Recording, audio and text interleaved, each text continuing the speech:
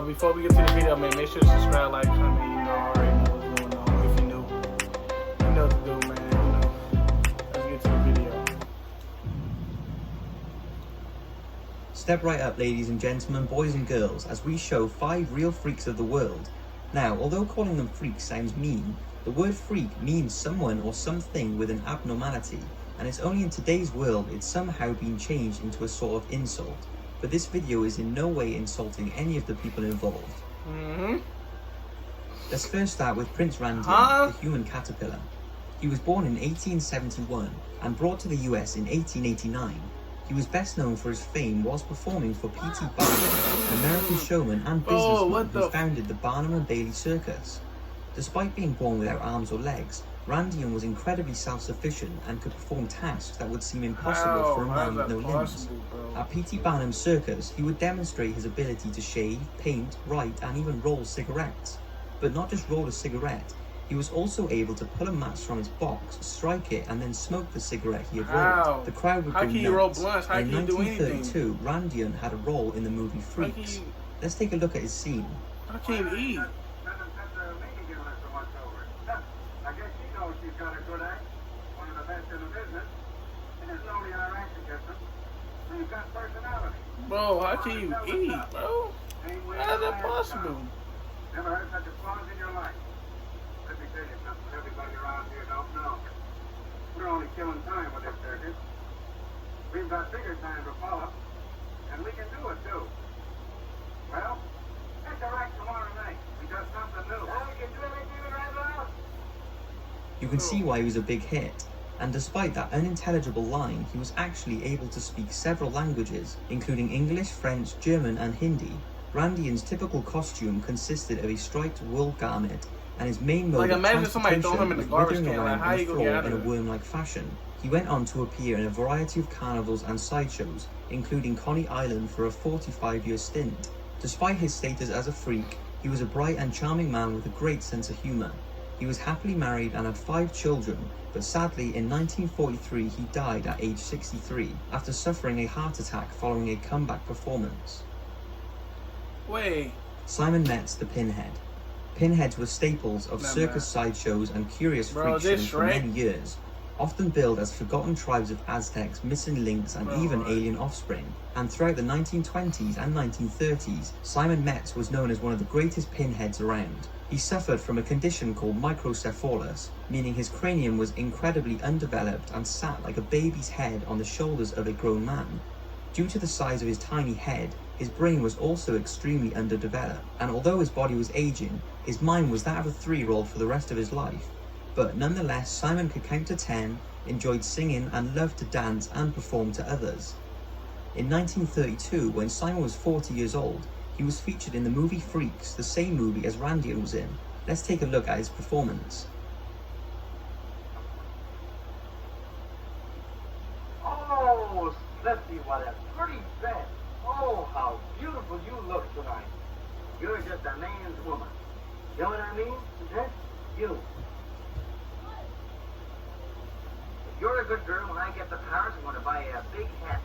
A long, beautiful feather on it. I wish you already had with this in my time dance. Why, Slippy, what's the matter?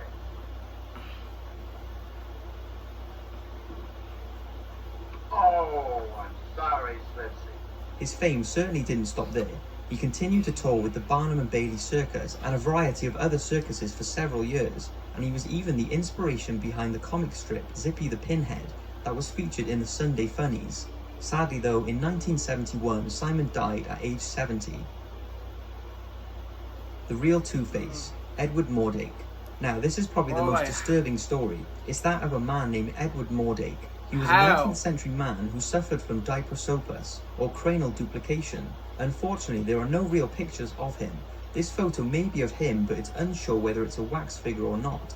But anyway, Edward's condition meant that he had a face on the back of his head. But most disturbingly is that it wasn't just a dormant face.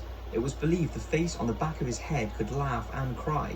And Edward reportedly begged doctors to have his demon face removed, as he said the face spoke to him at night. The risk of Edward dying during surgery was too great though, so no doctor would attempt it. Unfortunately, Edward lived in complete seclusion, refusing the visits of even his own family. He was a young, caring man, but due to his condition was very depressed, and although being watched by loved ones, he managed to get his hands on some poison, and at age 23 committed suicide. It's believed that the fact the face would talk to him is what drove him to do so. Edward left a letter requesting that the demon face be destroyed before his burial. "Lest it continues its dreadful whispering in my grave," is what he wrote. And at his own request, he also was buried in a waste place without a stone or legend to mark his grave.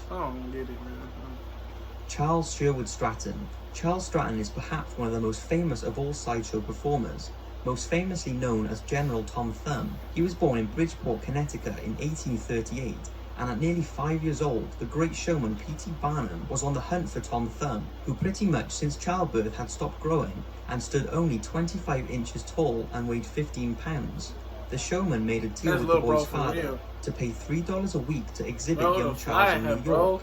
After his father accepted, P.T. Barnum returned back to New York City to begin promoting his new discovery. Charles traveled with the Barnum Circus for the remainder of his life and became a worldwide celebrity. Tom Thumb married Lavina Warren, who was only 81 centimeters tall and weighed 13 kilograms. But how much of their relationship was real and how much was arranged by Barnum is up for debate. The couple were, however, married for 20 years, and in 1883, 6 months after a devastating fire at the New Hall House in Milwaukee, which Tom and his wife were close to being killed, Tom Stratton suddenly died of a stroke. He was 45 years old, 102 centimeters tall, and weighed 32 kilograms. Over 20,000 people attended the funeral, including P.T. Barnum, who purchased a life-size statue of Tom Thumb and placed it as a gravestone at Mountain Grove Cemetery in Bridgeport, Connecticut. Eventually, Lavina Warren also died, and she was laid next to him with a simple gravestone that read, "His wife." The Tocchi brothers. Born in 1877, Giacomo and Giovanni Tocchi held the Guinness World Record for being the oldest conjoined twins, living to be 63 years old. These unusual Italian twins were joined at the 6th rib. They had one pair of legs and each one could control one leg, but they had separate stomachs, lungs, hearts, respiratory and circulatory systems, meaning bizarrely one could get sick without the other feeling ill.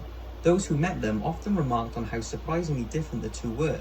Giovanni liked beer, while Giacomo preferred water. Giovanni could draw, while Giacomo was the more talkative of the two.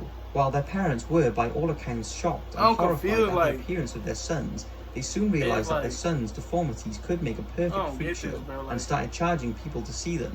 They first went on tour in Europe and were billed the Two-Headed Boys and the Wonderful Blended Twins. They made it big though when they went to the US, so much so that in 1891 they were making around $1,000 a week, and that was over 100 years ago, so about $25,000 in today's money.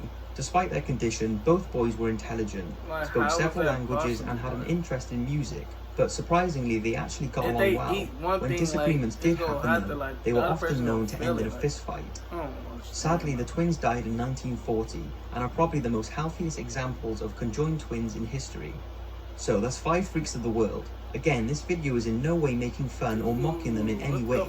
And freaks, aliens, Aztecs, missing links, whatever you want to call them, they all lived their lives to the fullest. And apart from Edward, they were all very happy people who I'm sure were great fun to be around. Thanks for watching, and if you enjoyed this one, I will be doing another video on 5 modern freaks who are still alive and living well, so keep an eye out for that one.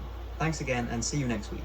Bro, how is that possible? They got a human straight, and then they got